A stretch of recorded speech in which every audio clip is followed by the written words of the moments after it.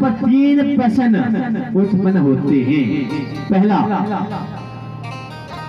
श्रीमद् भागवत महापुराण क्या है? श्रीमद् भागवत महापुराण क्या है? दूसरा प्रश्न पैदा होता है कि यह कथा कब मिलती है?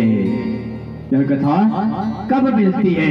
और तीसरा, यह कथा क्यों सुननी चाहिए? प्रेम से बोलो राधे राधे।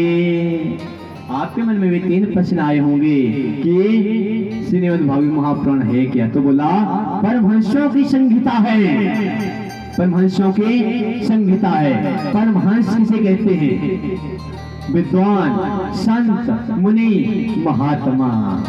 और संहिता बोलते हैं रास्ते को, मार्ग को। वो जो मार्ग बता देते हैं वही तो परमहंसों की परम संहिता। और वो क्या है? वो यही तो श्रीमद् भागवत महापुराण है, जो जन्म मृत्यु के चक्कर से छुड़ाने वाला है। अब कोई प्रश्न करे कि सबसे सुंदर चीजें क्या हैं? किसी ने प्रश्न कर दिया कि सबसे सुंदर नेत्र किसके हैं? तो क्या उत्तर मिलेगा? सबसे सुंदर नेत्र किसके हैं? मृगनयनी के। बहुत सुंदर नेत्र मृगनयनी के कहे गए हैं शास्त्रों में। उसके बाद बोला कि सबसे सुंदर चाल किसकी है? बड़ी मनमस्त चाल से चलता है क्या? हाथी। उसके बाद बोला सबसे ज्यादा ऊंचा क्या है? क्या है? क्या है? ऊंट। आगे बोला कि सबसे सुंदर वाणी किसकी है? किसी ने कहा कि इनकी वाणी बहुत सुंदर है, परंतु बोलते हैं का कहे कृष्ण पिका कृष्ण को भेदा का कहा पिक हो बसंते आगमने च का कह पिका।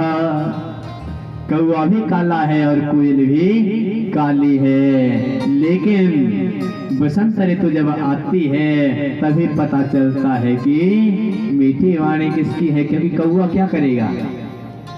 क्या करेगा?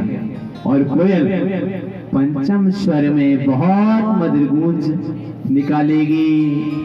दोनों काले हैं लेकिन दोनों में भेद है। पहला प्रश्न हो गया श्रीमद् भागवत महापुराण क्या है? तो क्या है ये? परमहंसों की परम संहिता। अब दूसरा प्रश्न आता है। दूसरा प्रश्न आता है कि यह कथा कब मिलती है? इससे पहले इतने वर्ष बीत गए, कथा क्यों नहीं मिली? कब मिलती है? बोलते हैं भाग्योदयेन बहुजन्म समर्जितेन सत्संगम च लभते पुरुषो यदा वै अज्ञान हेतु कृत मोहादंधकारनाशम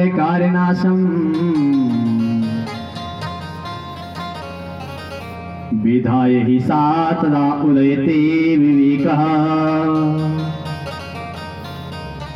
जब बहुत से जन्मों के पुण्यों का उदय हो जाता है तब अज्ञान रूपी अंधकार मिटता है और ज्ञान रूपी प्रकाश की प्राप्ति हो जाती है। और यह कब संभव है? कब?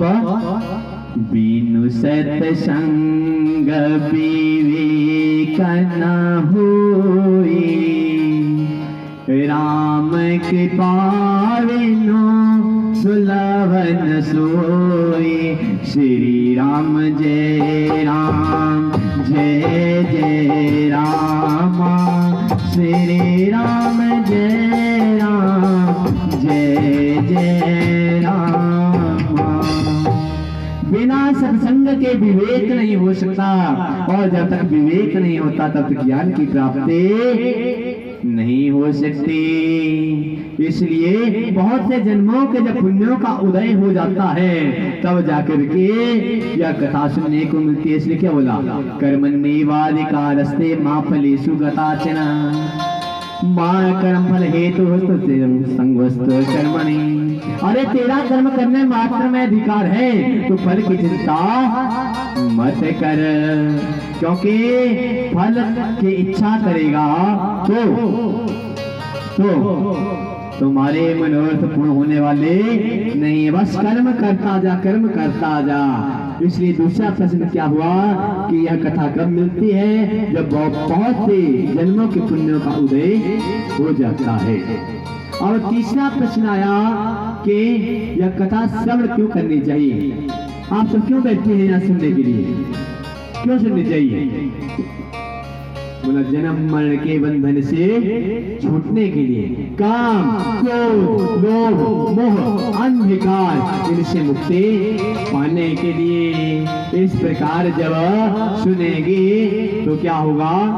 भगवान की प्राप्ति स्वतः ही हो जाएगी। बस भाव होना चाहिए, मन में भाव होगा तो अपने आप ही यह कथा हमारे हृदयंग हो जाएगी। कथा सुनने के जब भी बैठो अपने मन के तार को राधा रानी जी से, कान्हा जी से जोड़ लो। जब मन का तार जुड़ जाएगा तो अपने आप ही यह कथा हमारे हृदयंग हो जाएगी। इस कथा को एक कान से सुन करके दूसरे से मत निकाल देना, बल्कि इसको एक कान से सुन करके हृदयंग कर लेना, हृदय में बसा लेना। प्रेम से कहना पड़ेगा राधे राधे, बोले बांके बिहारी लाल की।